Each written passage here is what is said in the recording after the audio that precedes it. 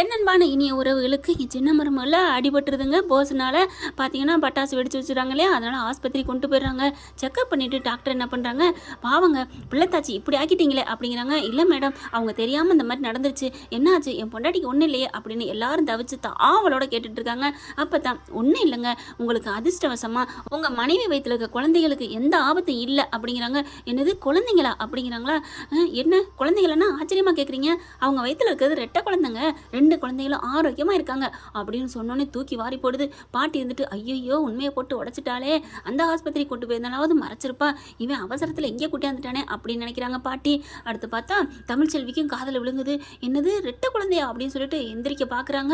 உடனே சேது ஓடி போய் அப்படியே இருமா இருமா அப்படின்னு தாங்கி பிடிச்சி தூக்கி உட்கார வைக்கிறாரு. என் பொண்டாட்டி 2 குழந்தைய சுமக்கிறாளா, ஐயோ என் பொண்டாட்டி இது எங்கள் அம்மாவை சுமக்கிறா, ரெட்டை கரு, ஐயோ நான் ரொம்ப ரொம்ப ரொம்ப நான் நோகடிச்சிட்டேனே என் பொண்டாட்டியை அப்படின்னு சொல்லிட்டு ரொம்ப தலையால் அடிச்சுக்கிறாங்க. அடுத்து பாட்டி பார்த்தா அப்படியே ஒரு மாதிரியாக நிற்கிறாங்க. என்ன பாட்டி பேசாமல் இருக்கிற, ரெட்டை குழந்தை, உனக்கு 2 கொல்லை பேரன் பிறக்க போகிறான், சந்தோஷம் இல்லையா? அட போடா, எனக்கு இது எப்போவோ தெரியும். என்ன பாட்டி சொல்கிறேன்? ஆமாடா, இது முன்னாடியே தெரியும், இருந்தாலும் என்னத்தை சொல்கிறதுன்னு நான் சொல்லாமல் விட்டேன்டா, என்னை மன்னிச்சுக்கடா அப்படிங்கிறாங்க. அடியே அப்பத்தா, இந்த சந்தோஷத்தை சொல்ல வேணாமா அப்படிங்கிறாங்க. அடுத்து பார்த்தா அப்படியே தமிழ்ச்செல்வியை பார்த்து சேது அப்படியே கட்டி பிடிச்சி முத்தம் கொடுக்குறாங்க. ராசாங்கத்துலேருந்து வீட்டில் இருக்கவங்க எல்லாருமே ரொம்ப ரொம்ப சந்தோஷப்படுறாங்க. ஒரு கெட்டதில் ஒரு நல்லது நடந்திருக்கு, இனிமேல் இந்த வீட்டை விட்டு நீ எங்கேயும் போகக்கூடாதம்மா, நீ மரியாதையை நம்ம வீட்டுக்குள்ள வாமா அப்படின்னு சொல்கிறாரு ராஜாங்க. போஸை பிடிச்சி வெளுத்து வாங்குது ஈஸ்வரி.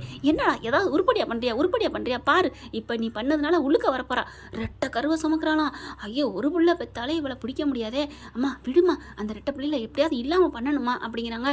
சரிடி, இனிமேல் நம்ம மூளையை நல்லா செலவு பண்ணணும்டி, எதுக்குமா அட்டிச்சேன் வைவேன் அப்படின்னு சொல்லிட்டு அந்த பிள்ளை ஏதாவது பண்ணணும்டி, வரட்டும் வீட்டுக்கு வரட்டும், ஏமா இங்கே டாக்டர்கிட்ட ஏதாவது வச்சு, அடியே நீ வேற அங்கெங்கே கேமரா இருக்குடி, மெதுவாக பேசிட்டு வீட்டுக்கு போய் வச்சுக்கலாம் அப்படிங்கிறாங்க.